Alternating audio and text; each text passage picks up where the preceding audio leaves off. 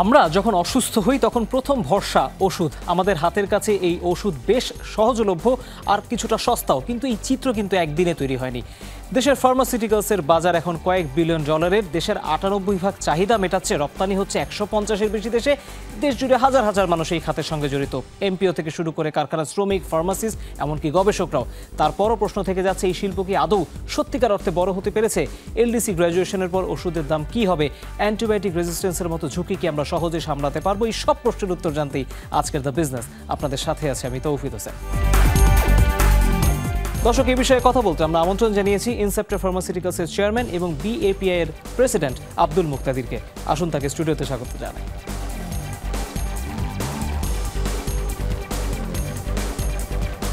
অনেক অনেক স্বাগত।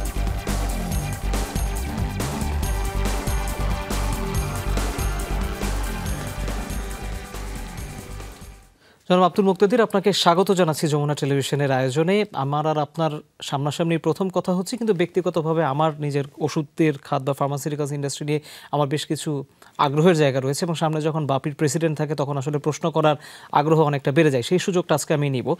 আমি যদি আমার ছোটোবেলার কথা মনে পড়ি, তখন আমি ছোটোবেলায় শুনতাম যে বিদেশি ওষুধ মানে খুব ভালো ওষুধ।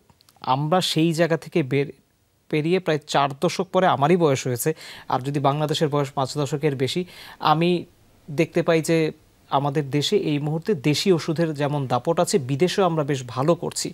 প্রশ্নটা আমি এখান থেকেই করতে চাই যে আমরা যেই প্রাউডটা এখন ফিল করি, এই প্রাউডটাকে আসলে আমরা ক্যারি করতে পারছি কিনা market wise, both national and international. আরেকটি হচ্ছে যে আমরা যেই লড়াইটা শুরু করেছি আমাদের বাণিজ্যের ক্ষেত্রে, এটা কি কেবল এই লড়াইয়ের শুরু কিনা? মানে বাণিজ্যের কোন লড়াই? প্রতিযোগীদের সাথে লড়াই। ইন্টারেস্টিংলি, ওষুধের মার্কেটে, ওষুধের বিশ্বব্যাপী যে মার্কেট, সেই মার্কেটে ওষুধের ধরন হলো দুই ধরনের। একটা হলো ইনোভেটিভ প্যাটেন্টেড ড্রাগস, যেখানে আমাদের মতো দেশের কিংবা থার্ড ওয়ার্ল্ড কান্ট্রি অথবা low and middle income countries, এই সমস্ত দেশের কোনো শেয়ার নাই। শুধুমাত্র Japan, to a great extent হলো আমেরিকা এবং ওয়েস্টার্ন ইউরোপ। ওয়েস্টার্ন ইউরোপেও সব দেশ না, বেশিরভাগ ক্ষেত্রেই বলা যায় সুইজারল্যান্ড, ইংল্যান্ড, জার্মানি, আর একটু ক্ষেত্রে স্ক্যান্ডিনেভিয়ান ২-১টা কান্ট্রিও রয়েছে কিছু কিছু প্রোডাক্টে, স্পেশালি নোভো এখন রয়েছে। তো এই যে প্যাটেন্টেড এই ওষুধগুলি নতুন নতুন আবিষ্কার, এবং এই ওষুধগুলি দাম এত বেশি যে এই ওষুধগুলির গোটা পৃথিবীর যদি আমরা ১২০০ বিলিয়ন ডলারের মার্কেট বলি, তাহলে পারে ৭০০ বিলিয়ন ডলারের মার্কেটই এই ওষুধগুলির। এই ওষুধে একচ্ছত্রভাবে যারা রয়েছে, হাতে গোনা ১০ থেকে ১৫টা কোম্পানি, অথবা ২০টা হতে পারে, খুব বেশি হলে পারে। এর বাইরে বাদবাকি আরও ৫০০ থেকে ৬০০ বিলিয়ন ডলারের যে মার্কেট, সেগুলি হাজার হাজার কোম্পানি মিলে তৈরি করে। এই হাজার হাজার কোম্পানিগুলি গোটা পৃথিবীব্যাপী এই ১৫০-৬০টা দেশেই সব জায়গায় ছড়িয়ে ছিটিয়ে রয়েছে। কিন্তু বেশিরভাগ দেশই নেট ইম্পোর্টিং কান্ট্রি, মানে দেশে যে পরিমাণ ওষুধ তারা বানায় তার চাইতে সেটাতে তারা সেলফ সাফিসিয়েন্ট না। পৃথিবীর বেশিরভাগ দেশই আপনার বাইরের থেকে ওষুধ ইম্পোর্ট করে চলে। সেই ইম্পোর্টের মধ্যে প্যাটেন্টেড ড্রাগ রয়েছে, আর জেনেরিক, ব্র্যান্ডেড জেনেরিক্স রয়েছে। এক্সেপ্ট ওয়েস্টার্ন ইউরোপ, তারপরে আপনার ইউনাইটেড স্টেটস, এইগুলি ছাড়া, এই দেশ ২ ব্লক ছাড়া জেনেরিক ওষুধ আর কোথাও চলে না। কারণ যে অন্যান্য দেশের ইনফ্রাস্ট্রাকচার নাই এবং ওই ধরনের কন্ট্রোল নাই যাদের কাছ থেকে ওষুধ আসে, যেখানে ওষুধের কোয়ালিটি তারা কন্ট্রোল করতে পারে। সুতরাং ওষুধের কোয়ালিটি তারা ছেড়ে দিয়েছে কম্পিটিশনের উপরে, এবং সেই সব দেশে ব্র্যান্ডেড জেনারিক্স চলে পৃথিবীর সব দেশগুলিতেই, যার ফলে যে যে কোম্পানি ব্র্যান্ডেড জেনারিক্স তৈরি করে তারা নিজেরাই তাদের কোয়ালিটি অ্যাসিওর করে, এবং ডাক্তাররা ওই কোয়ালিটির উপরে বিশ্বাস করে ওই ওষুধ লেখে এবং জনগণ এই সেবাটা পায়। তাহলে এখানে আরেকটা মার্কেট আসলো, তার মানে বেসিক র মেটেরিয়াল, যেটাকে আমরা বলি অ্যাক্টিভ ফার্মাসিউটিক্যাল ইনগ্রেডিয়েন্টস। এই অ্যাক্টিভ ফার্মাসিউটিক্যাল ইনগ্রেডিয়েন্টস বানানোর মতো দেশ রয়েছে আবার হাতে গোনা 3-4টা, এক্সেপ্ট ওয়েস্টার্ন ইউরোপ, জাপান এবং আমেরিকা ছাড়া। তারা এই কম দামি র মেটেরিয়াল ইউজুয়ালি বানায় না। তাহলে পারে র মেটেরিয়াল বানানোর দেশ আপনি পাচ্ছেন চায়না অ্যান্ড ইন্ডিয়া, এবং আরও কিছু কিছু জায়গায় হয়, ইউরোপে কিছু হয়, কোরিয়াতে কিছু হয়, কিন্তু প্রিডমিনেন্টলি চায়না এবং ইন্ডিয়ার থেকে আসে। তাহলে মজার ব্যাপার হলো, এবং ওষুধের এই ব্র্যান্ডেড জেনারিক্স যে এক্সপোর্টার কান্ট্রি, সেই এক্সপোর্টার কান্ট্রি কিন্তু হাতে গোনা 2-1টা দেশ, ইন্ডিয়া, ভেরি স্মল স্কেলে হলো আপনার চায়না। তাহলে আমাদের ওষুধের ক্ষেত্রে যে বিশাল একটা অপরচুনিটি এবং লেস কম্পিটিশন, আপনি যে আগে বললেন হাইলি কম্পিটিটিভ, আসলে ওষুধের চাইতে লেস কম্পিটিটিভ এরিয়া খুব কম রয়েছে। বেশিরভাগ দেশই ওষুধ বানায় না, কিংবা ওষুধ বানিয়ে এক্সপোর্ট করে না, এপিআই তো বানাই না। তার ফলে আমরা যদি এই এলাকাটাতে একটু নজর দিতে পারি, তাহলে পরে আমরা খুব তাড়াতাড়ি ব্র্যান্ডেড জেনারিক্স এবং এপিআই এক্সপোর্টের ক্ষেত্রে বিরাট একটা অপরচুনিটি পেতে পারি। আমি এখানে একটু জুড়ে দিতে চাই, আপনি যে ব্র্যান্ডের জেনেরিকের কথা বলছেন, আমরা যেহেতু এলডিসি কান্ট্রি, আমরা জেনেরিকগুলোর ফর্মুলা তাদের কাছ থেকে নিয়ে এসে আমরা এলডিসি হিসেবে এই ওষুধগুলো আমরা তৈরি করি, ফার্মাসিউটিক্যালসগুলো যে ফর্মুলাগুলো তৈরি করে। আমরা যদি সামনে এলডিসি গ্র্যাজুয়েশন করে ফেলি, সবাই বলছে যে ট্রিপস চুক্তির আওতায় আমরা এই ওয়েভারগুলো পাবো না, আমাদের রয়্যালিটির পেটেন্টের টাকাগুলো তখন দিতে হবে। সব কিছুর শেষ ফলাফল হচ্ছে ওষুধের দাম বেড়ে যাবে। এটা নিয়ে আমরা 10 বছর ধরে প্রিপারেশন চলছে দেখেছি, সরকার বিভিন্ন সময়ে, বিগত সরকার বা এই সময়ে আমরা দেখেছি নানা কিছু উদ্যোগ হয়েছে। আসলেই কি আমরা যেই ওষুধগুলোর রেজিস্ট্রেশন করে রাখা দরকার বা যে ওষুধগুলোর অ্যাপ্রুভাল নিয়ে রাখা দরকার, আমরা সেগুলো করতে পেরেছি? কারণ ওষুধের দাম বাড়লে তো থামানো যাবে না। আচ্ছা, গত 25 বছর ধরে বাংলাদেশের কোম্পানিগুলি এগুলিই করছে। জি। সুতরাং পর্যায়ক্রমে যে সমস্ত পেটেন্টেড ড্রাগ বিদেশে অনেক বেশি দামে বিক্রি হয়, সেগুলি প্রতি বছরই রেজিস্ট্রেশন এসেছে, এবং বাংলাদেশের কোম্পানিগুলি অন্য কারো ফর্মুলা না নিয়ে নিজেরাই তারা এই ওষুধগুলি বানিয়েছে, এবং র মেটেরিয়ালগুলি বিভিন্ন জায়গার থেকে সংগ্রহ করে এটা করেছে। সুতরাং এই সমস্ত ওষুধ, যে ওষুধগুলি আমরা রেজিস্টার করেছি এবং অলরেডি বাংলাদেশের মানুষ পায়, সেগুলি এখন যে অতিশয় কম দামে যে মানুষ ভোগ করছে, সেটা চলতে থাকবে, সেটা কেউ নিয়ে নেবে না। যদিও আমরা আমাদের কোনো কোনো দেশের সঙ্গে ফ্রি ট্রেড এগ্রিমেন্ট করার সময় ওই সমস্ত দেশ আমাদেরকে একটু চাপ প্রয়োগ করছে, যে যে সমস্ত প্যাটেন্টেড ওষুধ তোমরা অলরেডি বানিয়ে ফেলেছ, কিন্তু আমাদের দেশের প্যাটেন্ট রয়েছে, আমাদেরকে ওই সব প্যাটেন্ট ফেরত দিয়ে দিতে হবে, এরকম ধরনের কথা বলছে। কিন্তু আমাদের দেশের প্যাটেন্ট আইন, যেটা আমাদের তো নিজস্ব একটা প্যাটেন্ট রয়েছে, আইন রয়েছে, সেই আইনে বলা হয়েছে যে বাংলাদেশে যে সমস্ত ওষুধপত্র অলরেডি চলে এসেছে কিংবা রেজিস্ট্রেশন হয়ে গিয়েছে, সেটার মধ্যে আর নতুনত্ব কিছু নাই, কারণ আমাদের দেশের লোকেরা জানেই। সুতরাং তোমাদেরকে এই ওষুধের প্যাটেন্ট আমরা দিব না। আমাদের প্যাটেন্ট লতে এই সেফটি নেটটা আমাদের জন্য রাখা হয়েছে। কিন্তু সরকার যখন একটা খুব পাওয়ারফুল কান্ট্রির সঙ্গে, কিংবা powerful block of countries, a powerful block of different countries, এদের সঙ্গে যখন নেগোসিয়েশনে যায়, তখন তারা এই ইন্টেলেকচুয়াল প্রপার্টির উপরে অত্যাধিক শক্ত করে বাংলাদেশ সরকারকে ধরে, কিংবা বাংলাদেশের যারা নেগোশিয়েট করে তাদেরকে ধরে, এবং এ ব্যাপারে তারা কোনো ছাড় দিতে চায় না।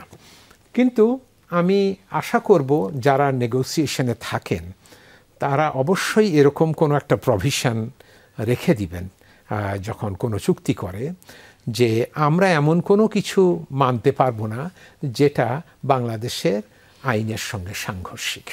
যদি এই ছোট্ট একটা ক্লজ শেষে রেখে দেয়, তাহলে পরে আমরা কিন্তু এই জিনিসগুলি আমাদের মানাতে পারবে না। যদিও তারা ট্রেড নেগোসিয়েশনের সময় অনেক সময় তারা যখন আমাদের সঙ্গে কথা বলে তখন তারা খুব শক্তি এবং জোর নিয়ে আমাদের উপর চাপিয়ে দিতে চায় এটা। কিন্তু যদি এই ক্লজটা আমরা বিনীতভাবে লিখে দেই যে ভাই আমাদের দেশের আইনের বাইরে তুমি আমাদের দেশ ছেড়ে তো তুমি কিছু বলতে পারবে না, আমার দেশে আইন যদি বলো চেঞ্জ করতে আমার সেটা করা উচিত না, কারণ এটা আমাদের দেশের মানুষের জন্যই আইন করেছে। আর at the end of the day সত্যি কথা বলতে কেউ কাউকে কিছু দেয় না, আমাদের নিজেদেরটাই নিজের তৈরি করে নিতে হবে। আমাদের সক্ষমতা যত বাড়তে থাকবে ততই নেগোশিয়েটিং টেবিলে কিংবা অন্য মানুষের যে আমরা সম্মান আমরা যে ডিউ সম্মান ডিজার্ভ করি সেটা পেতে গেলে আমাদের সক্ষমতাকে অবশ্যই বাড়াতে হবে। আমি একটা প্রশ্ন না করেই পারলাম না, আমাদের ওয়ার্ল্ড মার্কেটের যদি আমাদের কম্পিটিটিভ দেশ হচ্ছে এই মুহূর্তে আমাদের প্রতিবেশী দেশ ভারত, তাদেরই প্রায় $30 বিলিয়ন ওষুধের বাজার, আমরা সেখানে মাত্র রপ্তানি করছি মাত্র $200 মিলিয়ন কাছাকাছি, যদি আমি ভুল না করে থাকি। আমরা ফার্মাসিউটিক্যালস কোম্পানিগুলো হিউজ আসলো গত 5 দশকে বাংলাদেশে ইনভেস্ট করলো, আপনারা আসলেন, আমরা $1 বিলিয়ন কাছাকাছি এক্সপোর্টে এখনও কেন যেতে পারলাম না? যদি আমরা দেশের চাহিদার বড় অংশই পূরণ করে ফেলছি, রপ্তানির বাজারটাতে আমরা কেন একটা বড় ড্রাইভ দিতে পারলাম না? যদি সেটা এপিআই হয়ে থাকে, যে কাঁচামালের সংকট ছিল, এপিআই পার্কেও আপনারা নিজেরা করেছেন যেখানে আপনারা কাঁচামাল তৈরি করতেন, সেখান থেকেও কি আসলে বড় বেনিফিট এখন তাহলে আপনারা টানতে পারেননি কেন, সেটাও একটু জানতে চাই। প্রথমত হলো যে আমরা যদি $200 মিলিয়ন ওষুধ এক্সপোর্ট করে থাকি, কিংবা তার চেয়ে হয়তো একটু বেশি করছি এখন, সেটা কোনো মাত্রাতেই কম না।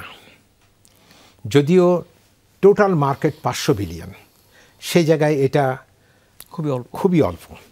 কিন্তু এটা বুঝতে হবে এই 500 বিলিয়নের মধ্যে প্রত্যেকটা দেশই নিজেদের ফর্মুলেশনের ক্ষেত্রে তারা প্রোটেক্টিভ রোল প্লে করে, এবং প্রতিটা দেশই, কোনো দেশ 50%, কোনো দেশ 60%, কোনো দেশ 70%, এইভাবে নিজেদের ওষুধ নিজেরাই তৈরি করে। একেবারে 100% ইম্পোর্ট করে এরকম দেশও রয়েছে, কিন্তু সেগুলি বিস্তৃত এই 150টা দেশের মধ্যেই আমাদেরকে যে কাজ করতে হবে। আরেকটা হলো যখন ব্র্যান্ডেড জেনেরিক্স আপনি তৈরি করতে চান, এবং প্রথমত হলো রেজিস্ট্রেশন রিকোয়ারমেন্ট, আমাদের এই সক্ষমতা এসেছে আমি বলবো গত 5-7 বছর, কিংবা শুরু করেছি হয়তো 10-12 বছর, কিন্তু ভালোভাবে সক্ষমতাটা এসেছে মাত্র 4-5 বছর। কিন্তু আপনি এটা বুঝবেন যে একটা নতুন ওষুধ একেবারে দেশের বাইরে কোনো একটা জায়গাতে লঞ্চ করে তারপরে ডাক্তারদেরকে কলমে নিয়ে এসে তারপরে রোগীদেরকে বাড়ানো, এটা একটা বিশাল সময়ের ব্যাপার। এবং একটা ওষুধের ডাক্তারদের কলমে নিয়ে এসে বাড়াতে 1, 2, 5, 10, 15, 20 বছর চাই। তো যেখানে আমাদের কম্পিটিটার্স যারা যে সমস্ত ওইসব দেশে ওষুধ তো আর মানুষ খাচ্ছিল, আমাদেরকে একজনকে সরিয়ে আনতে হচ্ছে। আমাদের কম্পিটিটর দেশগুলি সেই সমস্ত জায়গাতে তারা আজকে 20-25 বছর ধরে রয়েছে, এবং তারা এই ট্রেড জিনিসগুলিও খুব ভালো করে জানে, এই ট্রেড নেমগুলি ওই সমস্ত জায়গাতে অনেকভাবে পরিচিত, এবং তারা ওদের সঙ্গে ব্যবসা করেও কমফোর্টেবল। আমরা ওই নতুন জায়গাতে যাচ্ছি। এখানে ফর্মুলেশন মার্কেট করতে গেলে একটা মজার জিনিস রয়েছে, একটা খুব ভেরি ইম্পর্ট্যান্ট। সেটা হলো বেশিরভাগ দেশের ক্ষেত্রে যেহেতু খুব বেশি সোর্স অফ সাপ্লাই নাই, মানে যদিও ভারত প্রিডমিনেন্টলি পৃথিবীর সব দেশেই বিক্রি করে, কিন্তু ছোট ছোট এক্সপোর্ট, মনে করেন সিঙ্গাপুর কিছু করে, মনে করেন থাইল্যান্ড কিছু করে, মনে করেন পেরু কিছু করে, ব্রাজিল কিছু করে, তারপর জর্ডান কিছু করে, ইজিপ্ট কিছু করে, এরকম সমস্ত জায়গাতেই এক একটা লোকাল এক ধরনের ব্যাপার রয়েছে। তো তার ফলে আপনার এই সমস্ত জায়গাতে আমরা যে পেনিট্রেট করতে যাব আমাদের একটা সময় লাগছে, এগুলো এক। কিন্তু মজার ব্যাপার হলো গ্লোবালি ইউনিভার্সাল সাপ্লায়ার যে কটা দেশই রয়েছে কিনা, সে সমস্ত জায়গায় যারা বায়ার তাদের একটা আস্থার অভাব রয়েছে। কেন আস্থার অভাব রয়েছে? যেখানে সোর্স অফ সাপ্লাই 2 থেকে 3টা দেশের বেশি নাই। তো যখনই আপনি সোর্স অফ সাপ্লাই লিমিটেড, তখন যে লোক সাপ্লায়ার সে একটা সাপ্লায়ার্স মার্কেটের মধ্যে থাকে, এবং তাদের আমরা একটু দেখতে পাই যে তাদের রিলায়েবিলিটি খুব বেশি পায় না। ওদেরকে বলে আচ্ছা আমি দিব তোমাদেরকে মার্চ মাসে, এবং তারপরে মে মাসে দিচ্ছে, অ্যান্ড ও 2 মাস ওষুধ না পেয়ে মরে গেল, কিচ্ছু যায় আসে না, ওটা ও রেকগনাইজই করে না। তাহলে বাংলাদেশি কোম্পানিদের জন্য আমার কাছ থেকে, আমি ওষুধ শিল্প সমিতির থেকে এটা আমরা আমাদের কোম্পানির জন্যে ম্যান্ডেটরি করব, আমাদের নিজস্ব এথিক্স অ্যান্ড বিজনেস পলিসিস প্র্যাকটিসেসের মধ্যে এটা নিয়ে আসতে চাই। বাংলাদেশকে একটি সৎ supplier, highly reliable, very high quality and highly committed, trustworthy supplier হিসেবে গড়ে তুলতে চাই। এবং এটা আমরা একটা চার্টার লিখব সমস্ত লোকের জন্য, যে আমাদের quality of service, we as a nation, we as a supplier, আমাদের এইগুলি হলো আমাদের ক্যারেক্টার্স। আমরা trustworthy, very high quality, we are highly committed, timely, এবং আমরা আপনাদের সঙ্গে যে ব্যবসা করব আপনারা কেউ ঠকবেন না, এবং আপনাদেরকে আমরা এই জিনিসটা করব। আমরা যদি এইভাবে ব্র্যান্ডিং করতে পারি তাহলে পরে আমরা ব্র্যান্ডেড জেনেরিক্সে অতি দ্রুততার সাথে, কিন্তু এতদিন পর্যন্ত বাংলাদেশে হাতে গোনা 4-5টা কোম্পানি যেত, আমাদের মিনিমাম 20 থেকে 30টা কোম্পানি লাগবে। কিন্তু দুঃখের বিষয় হলো যে বাংলাদেশের, আমি এটা আরেকটা সাইড, যে আমাদের ইন্টারনাল নানাবিধ কারণে, সেগুলি আমি বলবো যে সরকারের সঙ্গে বসে আমরা সবাই মিলে বসে এই কারণগুলি আইডেন্টিফাই করা দরকার। আপনি বললেন বিলিয়নস অফ ডলার্সের মার্কেট বাংলাদেশে, আসলে তা না। বাংলাদেশ বিলিয়নস মার্কেটে এসেছে 2019 সালে, আমাদের $3 বিলিয়ন মার্কেট ছিল। 19, 20, 21, 22, 23, 24, 25 এই 7 বছর একই জায়গায় স্ট্যাটিক $3 বিলিয়ন পড়ে। তার মানে আমরা মৌলিক ওষুধের দিকে খুব একটা যেতে পারছি না। আমরা একটা বিরতি নেব, বিরতির পর ফিরে এসে আমরা কেন এই গবেষণাটায় যেতে পারছি না সেটা নিয়ে আমরা আপনার অভিজ্ঞতাটা একটু জানবো। দর্শক, একটা বিরতি নিচ্ছি, খুব দ্রুত ফিরবো, আমাদের সাথেই থাকুন।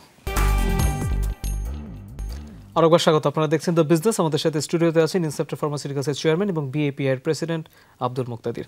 আমি আপনার কথার সূত্র ধরে একটা প্রশ্ন করতে চাই, তারপর আমি একটু মৌলিক ওষুধের দিকে যাব। সেটা হচ্ছে, আমি যদি এর বিরতির আগে আমরা যে আলোচনা করছিলাম, আপনি বলছিলেন যে এক্সপোর্ট ওরিয়েন্টেড যে কোম্পানি, সেই সংখ্যাগুলো আর একটু বাড়াতে হবে।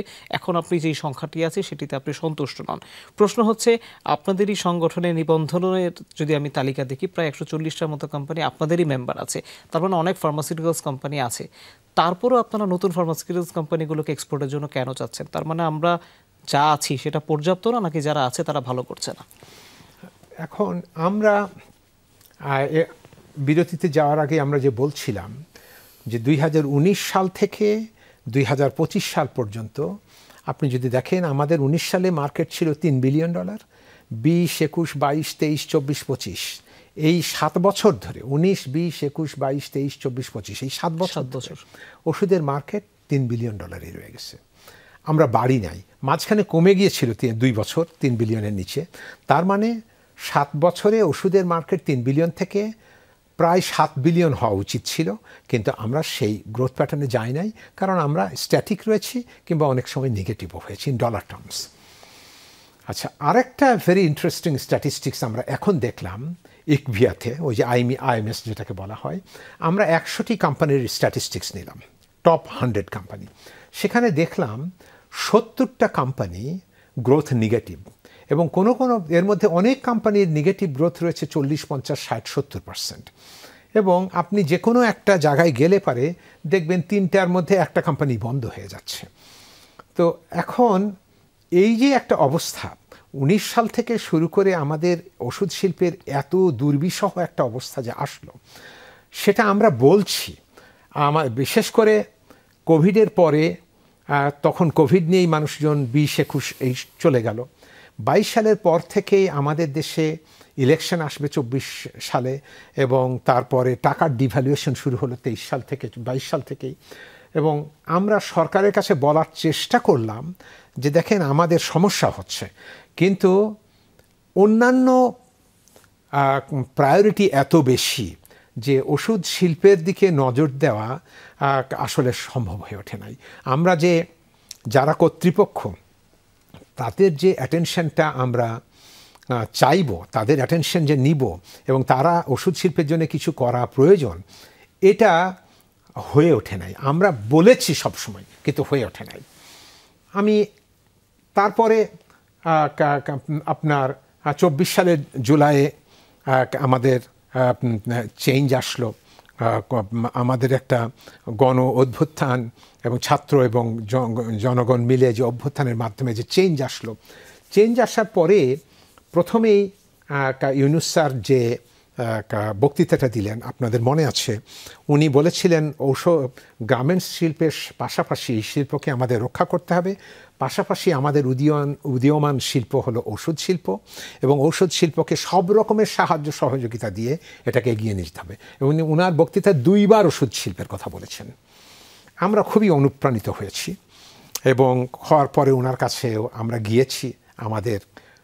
আমার যতদূর মনে পড়ে গত বছরের নভেম্বর মাসে আমরা বলেছি, দেখেন টাকার ডিভ্যালুয়েশন হলো 46%, এবং আমরা একটা যে দামে 86 করে ডলার দামে নিয়ে এসে এখন আনতে হচ্ছে 123।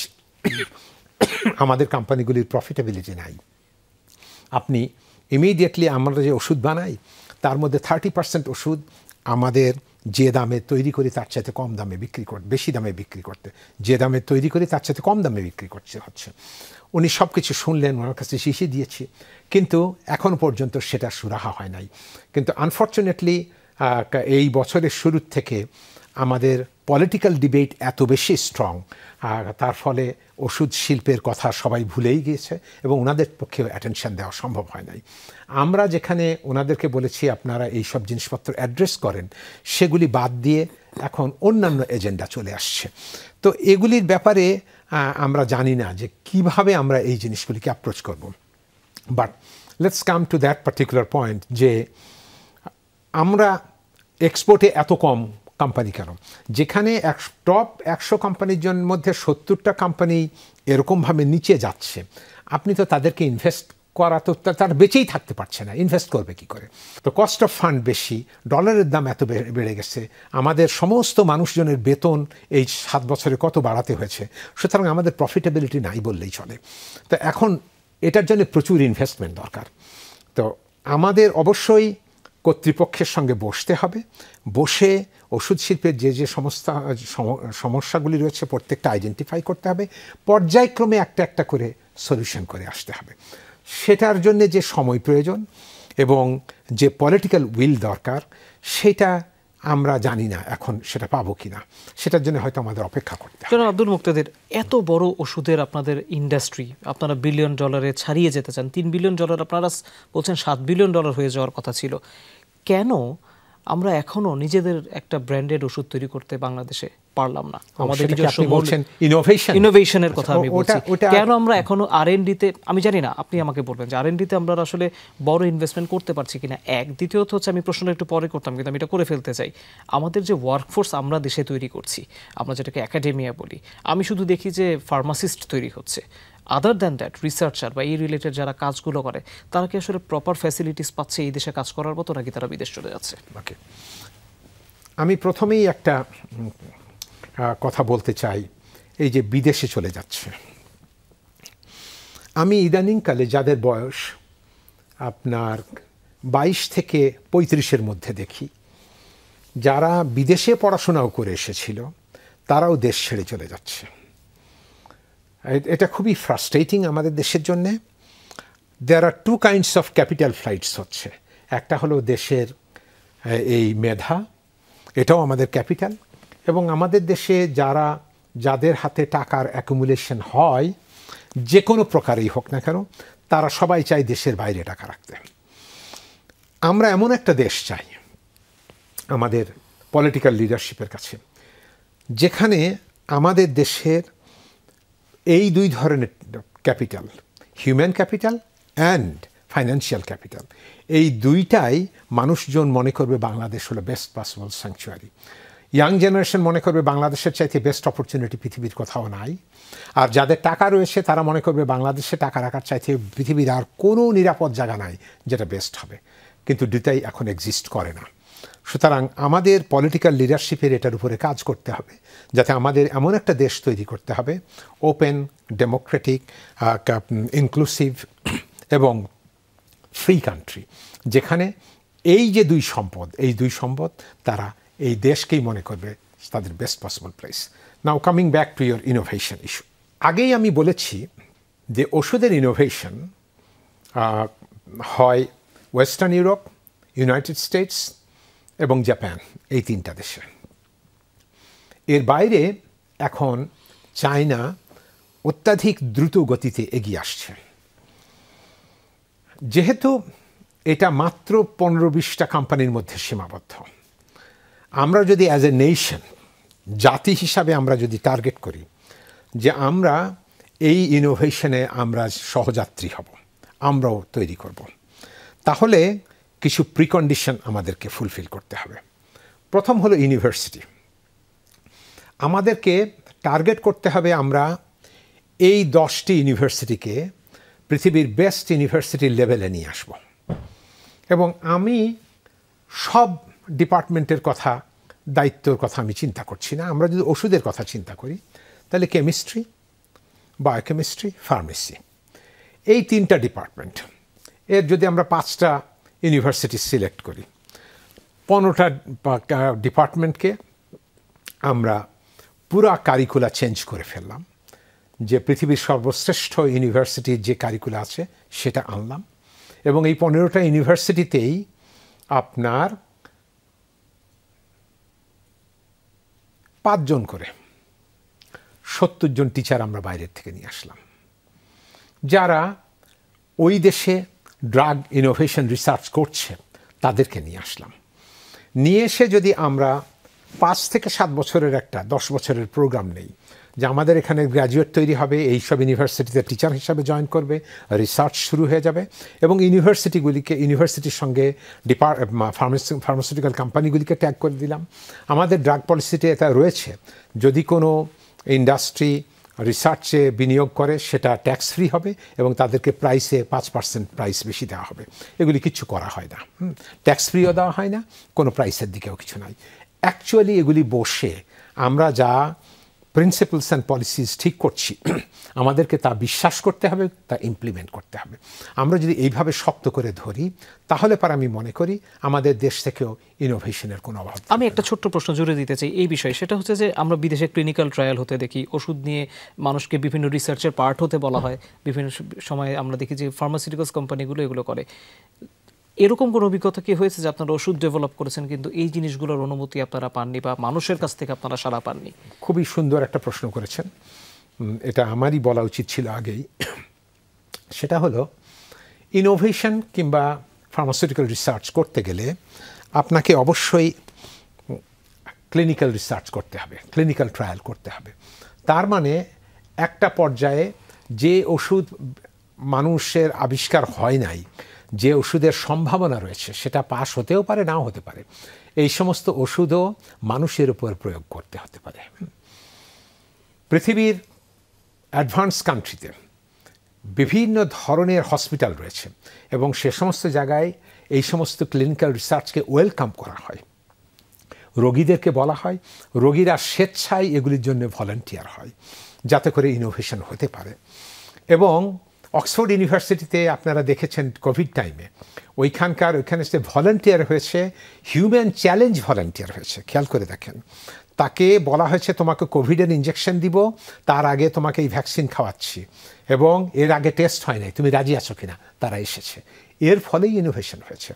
আমরা ওই রকম ডেঞ্জারাস লেভেলে যেতে চাচ্ছি না, সমস্ত সতর্কতা নিয়েই যেভাবে ক্লিনিক্যাল রিসার্চ হওয়া দরকার সেরকম হতে চাচ্ছি।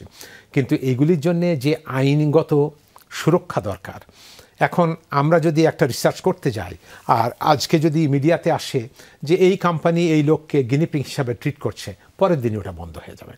তো সুতরাং আমাদের দেশে আইনগত সুরক্ষা, মানুষের চিন্তা ভাবনা চেতনা, ইউনিভার্সিটিগুলির সক্ষমতা এবং বাংলাদেশের সরকারের এবং যারা রেগুলেটর আছে তাদের ওই ধরনের আইন এবং তাদের ওই ধরনের সক্ষমতা যে এই একটি ওষুধ এই ক্লিনিক্যাল লেভেল পাস হয়ে এসেছে, এখন এটাকে আমরা অ্যাপ্রুভাল দিতে পারি, এতগুলি ইকোসিস্টেম আমাদেরকে ঠিক করতে হবে।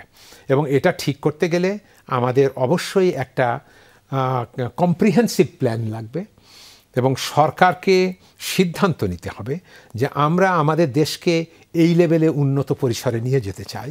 এবং এটা কিন্তু এক্সপেন্সিভ না, এটা অ্যাফোর্ডেবল, এটা সদিচ্ছা হলেই হয়। এবং আমাদের দেশের কোম্পানিগুলি রয়েছে যারা এগুলি করতে পারে, আমরাই করতে পারবো, কিন্তু আমাদের এই ইকোসিস্টেম তৈরি করে দিতে হবে। জনাব আব্দুল মুক্তিদির, আমরা আপনার কাছে ফিরবো, কিন্তু আমরা তার আগে আরেকটি বিরতি নিব। ইয়াং জেনারেশনে কিছু প্রশ্নের উত্তর আমরা আপনার কাছ থেকে তারপরে জানবো। দর্শক, খুব ইন্টারেস্টিং আলোচনা হচ্ছে, খুব দ্রুত ফিরবো, আমাদের সাথেই থাকুন।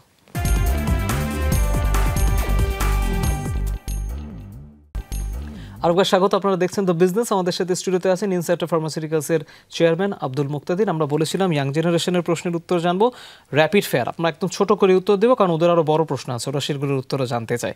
আমি প্রথম প্রশ্ন করতে চাই, ওরা জানতে চায় ইনসাইটার ফার্মাসিউটিক্যালসের চেয়ারম্যান কি ব্যথা হলেই ওষুধ খান নাকি ধৈর্য ধরেন? ধৈর্য ধরি। সেকেন্ড প্রশ্ন, আপনার কাছে কি মনে হয় এই মুহূর্তে দেশের রপ্তানির সবচেয়ে সম্ভাবনাময় বাজার কোনটি ওষুধের ক্ষেত্রে? কোন দেশকে? Latin America. Latin America, very different question, আমিও এটা এক্সপেক্ট করিনি। ওকে, এটা যারা জানার জন্য তারা জানলো। 3 নম্বর, মানুষের ওষুধ নিয়ে সবচেয়ে বড় ভুল ধারণা কি? ওষুধ ডেঞ্জারাস মনে করে, আসলে তা না। ওকে ওকে 4 নম্বর, ওষুধের দাম নির্ধারণের সবচেয়ে বড় ফ্যাক্টর কি হওয়া উচিত? এটা একটু খুবই এক কথায় জবাব দেওয়া ভেরি ডিফিকাল্ট। আপনি একটু চাইলে কারণ হলো যে একটা ওষুধ মনে করেন যে অত্যাধিক জটিল এবং এটা মানুষের জন্য অ্যাফোর্ডেবল হচ্ছে না, কিন্তু তাই বলে কি আপনি এটা আনবেন না? যার প্রয়োজন সে যাতে এটা অ্যাফোর্ড করতে পারে সেই জিনিসটাও মাথায় আনতে হবে। সুতরাং ওষুধের দাম নির্ধারণের ক্ষেত্রে সব সময় একজন ম্যানুফ্যাকচারার চিন্তা করে এই ওষুধটা মানুষের ব্যবহারে আসবে কিনা, সে ওইভাবেই এটা প্রাইসিং করে। ওকে, পরের প্রশ্ন যেতে চাই, ইনোভেশন বাড়াতে সবচেয়ে বেশি কি দরকার? রিসার্চ অ্যান্ড ডেভেলপমেন্ট, ট্যালেন্ট নাকি নীতি সহায়তা? না, সবচাইতে দরকার হলো যে ট্যালেন্টের চর্চা, শুধু ট্যালেন্ট থাকলেই হবে না। সুতরাং high quality education is the primary determinant factor, high quality education. 6 number প্রশ্ন, একজন সফল মেডিকেল রিপ্রেজেন্টেটিভের সবচেয়ে বড় কোয়ালিটি কি হওয়া উচিত? সবচাইতে বড় কোয়ালিটি হলো সবাই তাকে অপমান করবে, কি অপমান সহ্য করতে হবে, কথা শোনার অভ্যাস করতে হবে। না, কথা শোনা না, রীতিমতো তাকে অপমান করে এবং তাকে কষ্ট দেয় এবং তাকে সহ্য করতে হয়। 7 নম্বর প্রশ্ন, কোন জিনিসটি আপনি ওষুধ কোম্পানির অফিসিয়াল ট্রেনিংয়ে বাধ্যতামূলক করতে চান?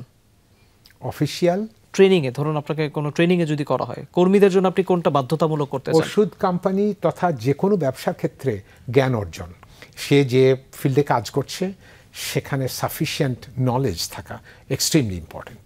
8 নম্বর প্রশ্ন, দেশে এখনই কোন ধরনের ওষুধ উৎপাদন না হওয়া উচিত বলে আপনি মনে করেন?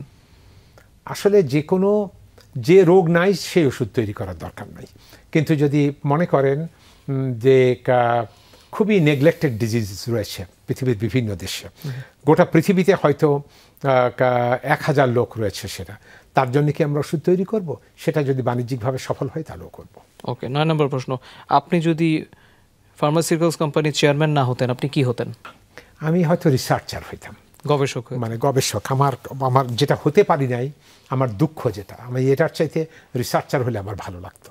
ওকে, 10 নম্বর প্রশ্ন, আপনাকে যদি একদিনের জন্য ড্রাগ অ্যাডমিনিস্ট্রেশনের প্রধান করে দেওয়া হয়, আপনি প্রথম সিদ্ধান্ত কি নেবেন? Hypothetical situation. এইটা 1 নম্বর হলো, তাহলে প্রথমেই আমি টোটাল স্ট্রাকচারটা ঠিক করতাম এবং আপনার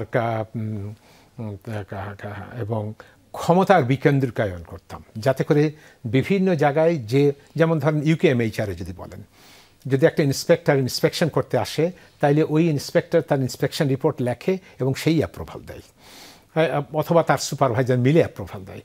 কিন্তু আমাদের এখানে এই দেশে সবগুলি সেন্ট্রালাইজ করা, আমরা যদি এই সিদ্ধান্ত নেওয়ার বিষয়টা ডিসেন্ট্রালাইজ না করতে পারি এবং সমস্ত জায়গায় ক্ষমতায়ন এবং তাদেরকে যদি ট্রেন আপ করে, যেটা হচ্ছে এখন, ট্রেন আপ করে তাদের কাজে সক্ষমতা বাড়ানো এবং তাদের যে কাজ যে করে তার যোগ্য করে তুললে পারে, তাকে তার রেসপন্সিবিলিটি দেওয়া উচিত এবং সেই অথরিটিও তাকে দেওয়া উচিত।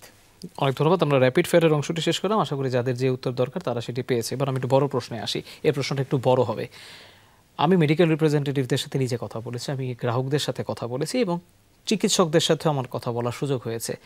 তারা জানতে চান যে ওষুধ কোম্পানির ওষুধ বিক্রির যে বিপণনের প্রক্রিয়া, সেটাতে একটু নতুনত্ব আনার সুযোগ আছে কিনা।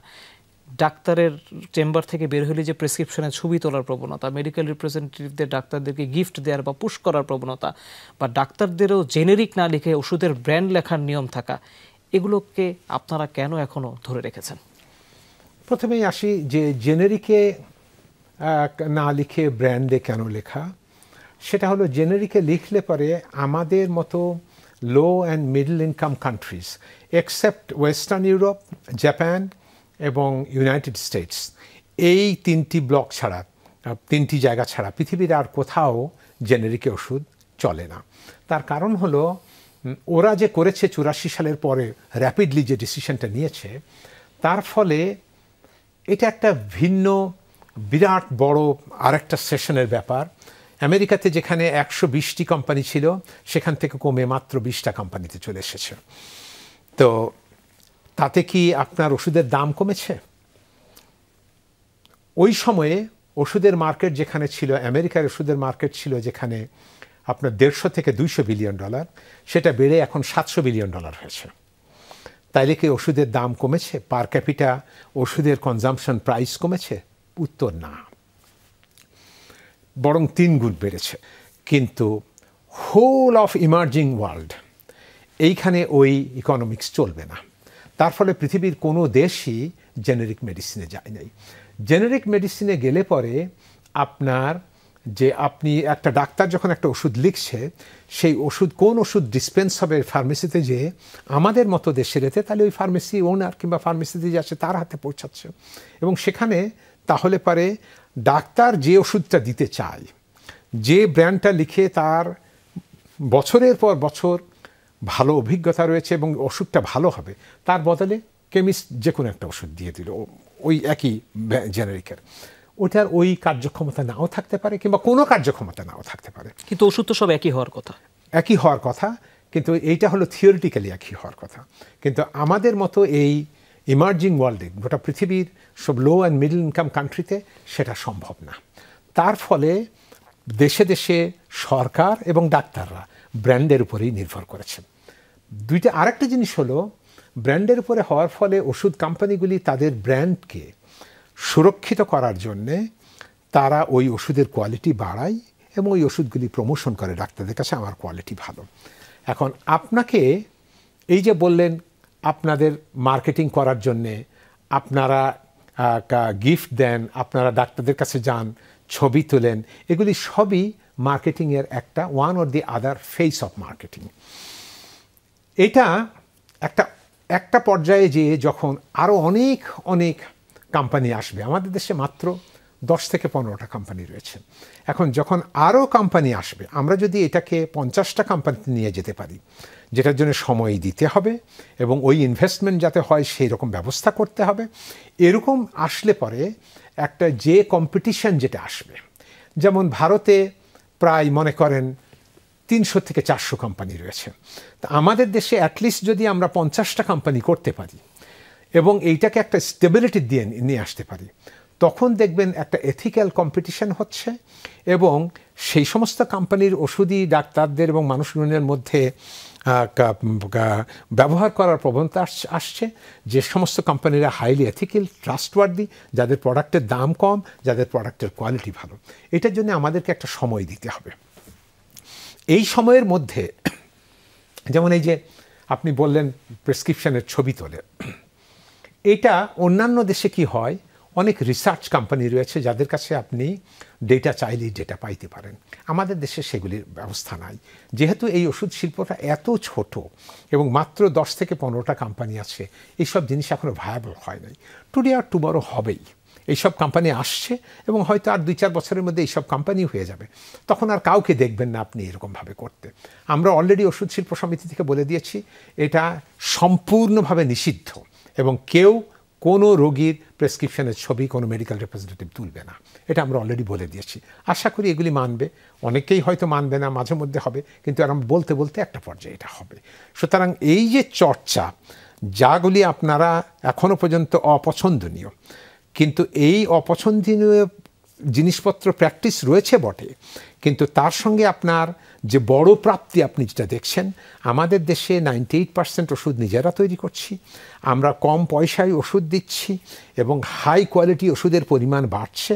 পৃথিবীর সমস্ত ভালো ভালো দেশে এই একই ওষুধ যাচ্ছে, একই স্ট্যান্ডার্ড যাচ্ছে এবং একটা সময় আসছে যখন আমরা মনে করি ইম্পোর্টেড ওষুধ ভালো, একটা সময় আসবে যখন আমাদের দেশের ওষুধই লোক অন্য দেশে ইম্পোর্ট করে নিয়ে পৃথিবীর সব জায়গায় চলবে। তো এটার জন্য একটা সময় দিতে হবে। আর আমি আপনার কাছে ওই ইনোভেশন অ্যান্ড কোয়ালিটি স্ট্যান্ডার্ড এবং আমাদের দেশের আরও কোম্পানিকে আসার জন্যে যে ইকোসিস্টেম আমাদের তৈরি করা দরকার, সেইটা নিয়ে সবাই মিলে বসে আমাদের ওই জিনিসগুলি যদি আমরা ঠিক করে দিই, তাহলে এইসব সমস্যা চলে যাবে। নিঃসন্দেহে আমরাও তেমনটি আশা করি। জনাব আব্দুল মুক্তাদির, আজকে আপনি আমাদেরকে স্টুডিওতে এসে সময় দিয়েছেন, সেজন্য আপনাকে আবারও ধন্যবাদ। Thank you. দর্শক, ওষুধ না হলে তো আসলে চলবে না, ওষুধ আমাদেরকে খেতেই হবে, কারণ অসুস্থতা বা যে কোনো প্রয়োজনে আসলে এটার উপর আমাদেরকে নির্ভর করতে হয়। এই চাহিদার জায়গাটুকুকে ছাপিয়ে যদি আমরা একদম ব্যবসার জায়গাটিতে আসি, গবেষণার জায়গাটিতে আসি, জনাব আব্দুল মুক্তাদির ওনার অভিজ্ঞতা দিয়ে আজকে খুব স্পষ্ট করেই দেখিয়ে দিয়েছেন পুরো বিশ্বের উন্নত দেশগুলো যেভাবে ফার্মাসিউটিক্যালসকে নিয়ে ইনোভেশনের দিকে যাচ্ছে, কাজ করছে, গবেষণা করছে, বিনিয়োগ করছে, সেই তুলনায় কিন্তু আমরা এখনও পিছিয়ে আছি। কাজেই যখন আমরা তৈরি পোশাকের রপ্তানির পরপরই ওষুধ কোম্পানিগুলোকে সামনে দাঁড় করিয়ে দিচ্ছি, তাদের জন্য সেই লেভেল প্লেইং প্ল্যাটফর্মটা কিন্তু আমরা এখনও তৈরি করে দিতে পারিনি। তাদেরকে উনি বারবার যেটি বলছেন যে প্রিপারেশন নেওয়ার সুযোগ দিতে হবে। তবে দিন শেষে যেটি গুরুত্বপূর্ণ সেটা হচ্ছে যে এই প্রিপারেশন তৈরি করা, এপিআই পার্ক যেটার কার্যক্রম দীর্ঘদিন ধরে কিছুটা স্থবির হয়ে আছে, কাঁচামালটা সহজে আমরা পেয়ে যেতাম, আমরা আরেকটু কম্পিটিটিভ হতে পারতাম, ছেলেমেয়েগুলো বিদেশে না গিয়ে যদি একটু দেশে বিনিয়োগের টাকা পেতো, সেই টাকাটা যদি আমরা এনশোর করে দিতে পারতাম, একটা ভালো ল্যাব দিতে পারতাম, তাহলে কিন্তু আমাদের দেশের ওষুধ শিল্পে আখের উন্নত হতো, বিদেশের মানুষ বাংলাদেশে ওষুধ খেয়ে বিদেশে বসে বাংলাদেশের সুনাম করতো, অর্থনীতি সমুন্নত হতো। আশা করি এটি নিশ্চিত করার জন্য যাদের যা করা দরকার তারা সেটি করবেন। এতক্ষণ ধরে যারা আয়োজন দেখেছেন তাদের সবাইকে অনেক ধন্যবাদ। সবাই অনেক ভালো থাকবেন।